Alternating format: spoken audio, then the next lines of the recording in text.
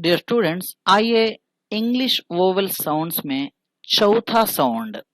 चौथे साउंड के बारे में जानते हैं। फोर्थ ओवल साउंड, चौथा ओवल साउंड या है। ऑब्लिक बार्स में इस निशानी को, इस फोनेटिक सिंबल को, इस आवाज के सिंबल को, निशानी को देखकर आपको कहना होगा या। यानी तेलुगु में ए और आ दोनों को मिलाकर पढ़िए। या, ये से शुरू कीजिए, ए से शुरू कीजिए, आ कहिए, उसके बाद आ कहिए, ए आ या। यानी आवाज ए से शुरू करके आ पर खत्म करना है, यानी या। सिंपली या कहिए, इसको या पढ़िए। ये हरफ नहीं है, लेटर नहीं है, आवाज की निशानी है, फोनेटिक सिंबल है। आवाज की निशानी, इस आवाज की निशानी को देखकर हम कहते हैं या। अब एक मिसाली वर्ड को लेते हैं। SAT क्या होगा? फॉर एग्जाम्पल, अगर कोई इंसान इसके प्रोनाउंसिएशन को नहीं जानता है तो शायद उससे गलती हो सकती है। फॉर एग्जाम्पल, वो कह सकता है SAT सट नहीं है, तो गलत होगा। तो फिर क्या है वो? क्या वो सट है या सैट है या साठ है? साठ नहीं, सट नहीं, फिर क्या है? सैट है। कैसे मालूम होगा कि वो सैट है?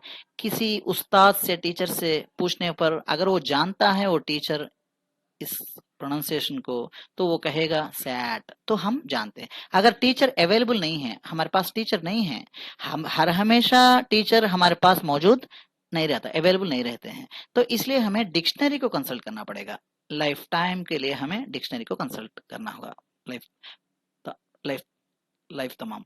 तो हम डिक्शनरी ओपन करके, Oxford advanced learners dictionary open करके हम जब SAT वर्ड को देखते हैं तो वहां हमें SAT वर्ड के बाजू में ऑब्लिक बार्स में इस तरह लिखा हुआ फोनेटिक ट्रांसक्रिप्शन मिलेगा, यानी आवाज की तहरीर, रिटन फॉर्म मिलेगा। तो हम आवाज के रिटन फॉर्म को, फोनेटिक ट्रांसक्रिप्शन को देखकर हम पहचानते हैं कि S और T के दरमियान वोवेल साउंड या लिखा हुआ है, तो हम कहते हैं सैट। इसको देखकर मैं पढ़ सकता हूँ सैट। मैं इसको देखकर ये नहीं कहता कि सट नहीं, मैं इसको देखकर ये नहीं कहता कि साठ नहीं, मैं इसको देखकर मैं कह सकता हूँ कि सैट। मैं सैट कह सकता हूँ, इसको देखकर मैं पढ़ सकता हूँ। यहाँ यस तो लेटर है, हरफ है, टी तो लेटर है, हरफ है, मगर ये लेटर नहीं है, ये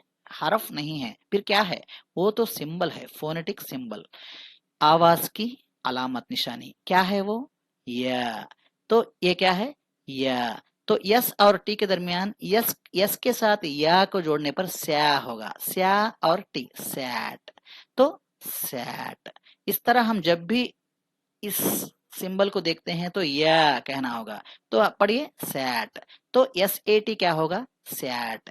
MAN man, sat, man, pad, इस तरह के अल्फाज में, वर्ड्स में साउंड या है। तो English vowel sound number 4 is या। हम जब ऑक्सफोर्ड डिक्शनरी में हम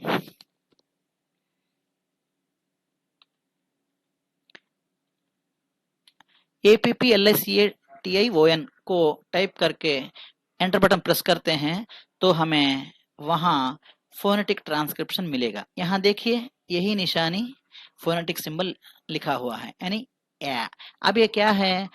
बहुत से टीचर्स भी नहीं जानते हैं और स्टूडेंट्स भी नहीं जानते हैं इसका सही प्रोनाउंसिएशन। कई टीचर्स और कई स्टूडेंट्स इसको एप्लीकेशन कहते हैं, हालांकि वो एप्लीकेशन नहीं है बल्कि एप्लीकेशन। शुरू में क्या लिखा हुआ है?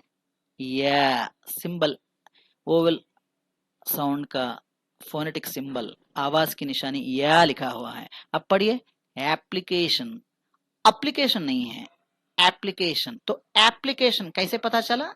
इस फोनेटिक ट्रांसक्रिप्शन के जरिए। इसीलिए हमें इंग्लिश प्रोनाउंसिएशन को सीखना होगा, यही आपको सिखाया जा रहा है।